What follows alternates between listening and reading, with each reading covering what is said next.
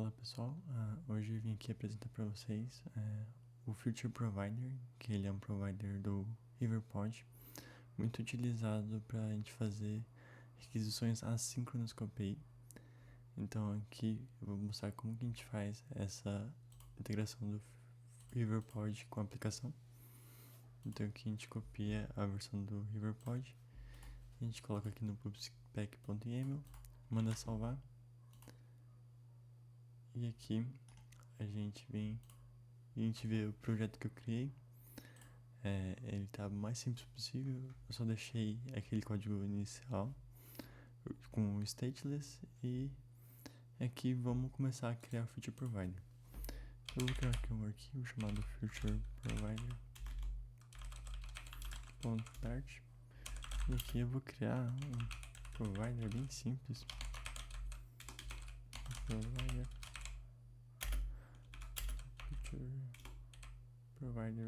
fan feature provider. Aqui colocar o ref dele. Aqui, como é um provider bem simples, ele vai me retornar uma mensagem. Então eu vou colocar o tipo de retorno dele aqui, uma string. Como eu disse, a gente pode fazer funções assíncronas, então eu posso pôr uma async aqui. E aqui, para simular uma requisição com a API, a gente coloca feature delay com duration de 3 segundos aqui. E a gente retorna a mensagem. Return message. Então aqui a gente tem o Feature Provider. Então a gente pode colocar o async aqui. E aqui eu coloquei esse Feature Delay só para a gente simular uma requisição com a API. Bem, antes da gente começar a integração do RiverPod na UI aqui, a gente tem que dar um wrap na main app com o Provider Scope. Vou chamar ele em const. E aqui, como ele é um stateless widget, essa página aqui, a gente transforma ele para um consumer widget. Aqui embaixo a gente coloca o widget ref. E aqui, ao invés de ser uma column, a gente pode pôr o ref.watch. Ele vai ficar observando esse provider aqui. Então se a gente pôr aqui e importar ele, a gente pode pôr o when. O que esse when vai fazer? Ele vai lidar com 3 estados, né? Que é o loading, que ele não tem nenhum parâmetro, aqui na function. Então a gente pode retornar direto um widget aqui. Se a gente colocar um circular progress indicator para fazer o estado de loading. Aqui o erro ele retorna, a gente tem como o parâmetro o objeto do erro e a stack trace. Então se a gente pôr aqui o error e o stack trace, aqui a gente torna um text string, e aqui o data é aquela nossa message, então a gente pode retornar direto aqui teste underline message.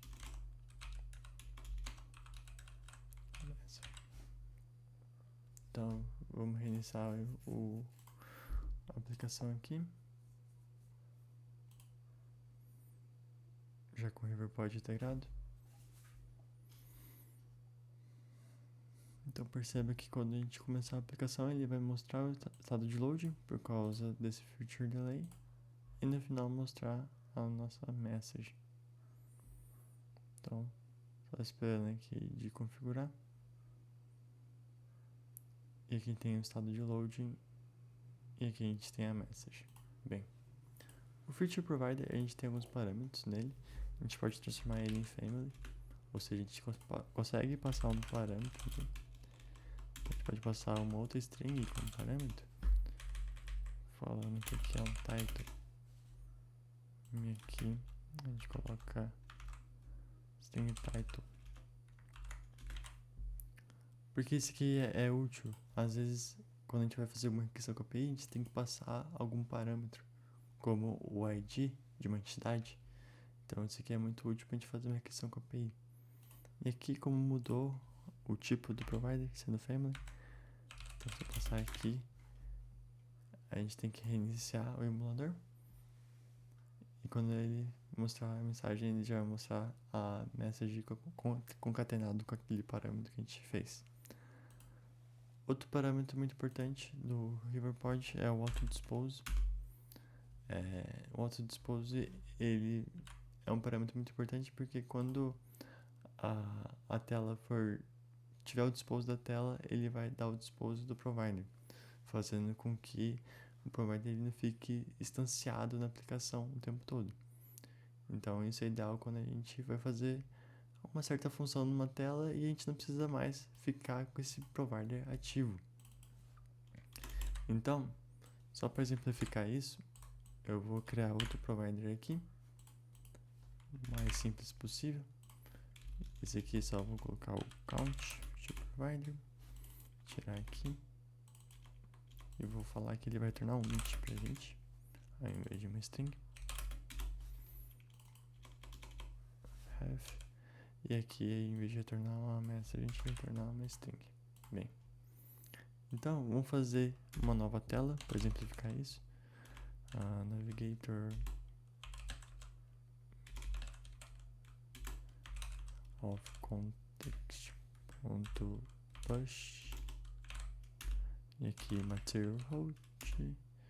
Vamos colocar indo para aquela segunda tela lá que eu criei aqui previamente, second screen.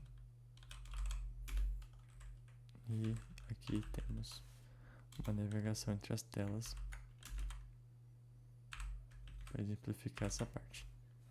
Então aqui, nessa second screen, vamos alterar, vamos integrar o RiverPod nessa tela. Então aqui já tem como consumir o widget. Então a gente coloca o child dela e dá ref.watch nesse feature provider. A gente pode basicamente copiar dessa primeira tela e colocar aqui. A gente só troca o provider. Aqui a gente tem o provider correto. E aqui na message, aqui vai ser o count. E aqui vai ser count to string. Beleza. Então, quando a gente reiniciar a aplicação, ele vai mostrar esse primeiro provider que é da message. E clicando aqui, ele vai mostrar a segunda tela e vai mostrar o count. Bem, perceba agora que quando eu voltar aqui essa segunda tela e clicar aqui de novo, ele não mostrou aquela animação de load. Por quê? Porque esse provider aqui, ele não deu o dispose dele, ou seja, ele está com esse status ainda como finalizado. Então, caso a gente queira que quando a gente popa a tela, a gente refaça essa requisição aqui, a gente tem que pôr o autodispose, que é como se fosse o ciclo de vida desse provider. Então, se a gente for clicar aqui, a gente vê que aqui ele vai mostrar o count. Se a gente voltar aqui e clicar aqui de novo, perceba que ele deu o loading de novo. Então, isso aqui é uma coisa bem interessante pra gente fazer nos providers que a gente quer que dê o dispose quando a gente dá pop na tela. Então, um parâmetro bem legal pra gente saber se ele deu dispose ou não é a gente debugar dessa forma aqui. E a gente consegue debugar quando ele dá o dispose no provider. Então perceba que aqui ele criou. Aqui eu vou navegar para outro provider aqui do count. E quando eu clico de volta, ele dá o dispose aqui. Então, esse aqui é uma extensão do RiverPod muito interessante, uma característica dele, do Feature Provider, que é quando a gente coloca o ponto dispose, ele vai dar dispose automático quando popar a tela. Então, é basicamente essa a ideia do Feature Provider. Ele é muito utilizado para requisições assíncronas, né? Ele seria ideal para uma requisição com API, no qual a gente faria toda a lógica da requisição com API nessa parte aqui. E para mim é muito útil essa parte de lidar com erro, lidar com o saldo de loading, que a gente consegue fazer tudo aqui na parte da UI. Sem ter que fazer um switch case ou um if else, a gente consegue utilizar esse when do próprio Riverpod. Então é isso, pessoal. Basicamente é essa a ideia do feature provider do Riverpod.